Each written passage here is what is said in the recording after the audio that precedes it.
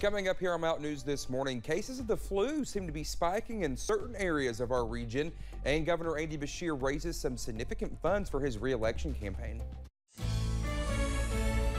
Dedicated to Eastern and Southern Kentucky, this is WYMT Mountain News This Morning. Good morning to you. I'm Dakota Makris. It's just before 5 o'clock on this Tuesday morning. Good morning to you, and let's take it over to Brandon for a look at our forecast. And Brandon, I love the game I play every morning when I walk out the door. Is it raining? Is it not? And this morning, it was raining a little bit. You know, there's a handy tool on this device. Are you mean the WYMT weather app? It's called the WYMT weather app. If you will open that, it will tell you if it is raining or not. You are my WYMT weather app. But you didn't text me, You're so right. there you go. If you texted me, I'd have told you that it's probably going to be raining a little bit this morning. You're right. But it has moved out of here. We had some sprinkles earlier, but so far so good. More rain, though, possible later today. Let's take a look at our live pinpoint Doppler radar. Heavier bands of rain still going on to the north of Hazard, but you're still seeing a little bit of green out there, maybe some sprinkles or some moisture that's not reaching the ground this morning. Temperatures much milder than this time yesterday, so no frost, not much fog, a little bit some of there and those higher not higher elevations, those higher areas of rain, like up toward the north, toward I-64 there. 48 Prestonsburg, 50 Hazard, 51 London, 52 Somerset, 54 in Harlan and in Wise, and 52 in Pikeville this morning. The out-the-door forecast, we are going to see again possibility for some more rain chances, so while you might not need your umbrella this morning, take it with you just in case, because we are going to see some more rain chances a little bit later today as a weak disturbance passes through. Dakota? All right, Brendan, thank you. Well, typically the flu season runs from about October to about February or March, but the pandemic seems to be changing that. Parts of eastern and southern Kentucky are seeing a spike, most notably in Pike County, where the most recent data shows 46 new lab-confirmed cases. Health officials expect the actual number of cases to be higher because not everyone confirms their illness with a test.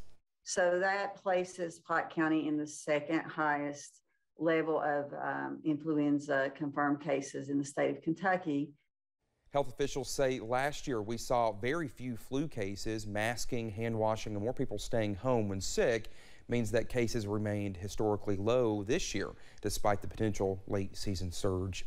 Well, Governor Andy Beshear reports that COVID cases are staying very low, at least for now. The state reported 943 new cases this past week, bringing our total to more than 1,286,000. Well, there were 135 new deaths as well, putting the Commonwealth's death toll at more than 14,000. The weekly positivity rate was around 1.97%. All but 6 counties are in the green, with Clay, Knox, Laurel, Whitley, Robertson, and Harrison counties in the yellow. You can always find the latest COVID-19 information on our website at WYMT.com. Well, Governor Beshear has raised more than $1 million this year for his re-election campaign.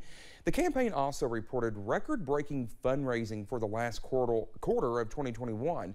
Well, they say the governor has raised more than $2.4 million in just 6 months. Kentucky's gubernatorial election will be held next year. State Auditor Mike Harmon has filed to run on the Republican side. And the governor also announced that an emergency project to repair the Brent Spence Bridge in northern Kentucky has been named the National Project of the Year. Well, that project won the award for projects under $20 million, named by the American Society of Highway Engineers. It was repaired after a fiery semi-crash in November of 2020.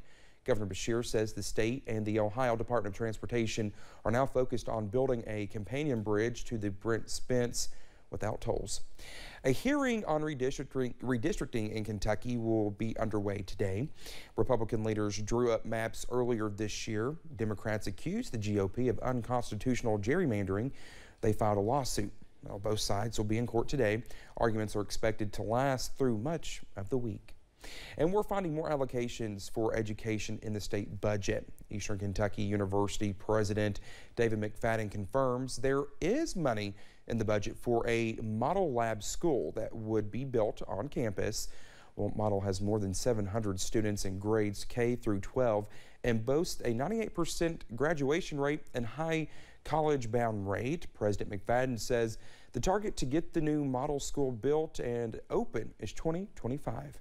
Well, we're getting our first look at the new Keeneland commemorative bottle from Maker's Mark. This year's bottle will raise money for Lex Arcs and Horse Mania. The 3 bottles each have a unique design with artwork by 3 artists, each showing the beauty and history of thoroughbred racing. The 3 bottles go on sale this Friday, the opening day of Keeneland's spring meet.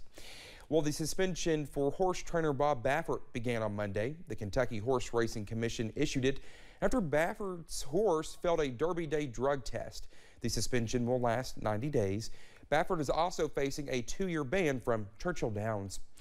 A Facebook post from the Floyd County Sheriff's Department says several people in the area are reportedly getting a call from someone claiming to work for the power company.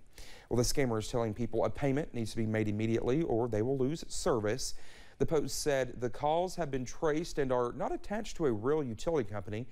Officials say you should not give out personal information on the phone unless you are certain who you are talking to. And on Monday, a post was shared on the Elliott County Fiscal Court Facebook page saying multiple road signs had been stolen in the area. Officials say moving forward, the county will be putting up cameras in several locations to collect information on people stealing signs. Well, they say they would be looking at felony charges for people stealing them. If you have seen anyone stealing signs, you can call the Elliott County Judge Executive or the Sheriff's Department. Well, thank you so much for getting your Tuesday morning started with us on Mountain News this morning. Coming up, the United Nations sounds the alarm on global warming. Find out why in just a few minutes. And rain chances return again this afternoon. We're tracking some possible severe weather for Wednesday. The latest details in about 3 minutes.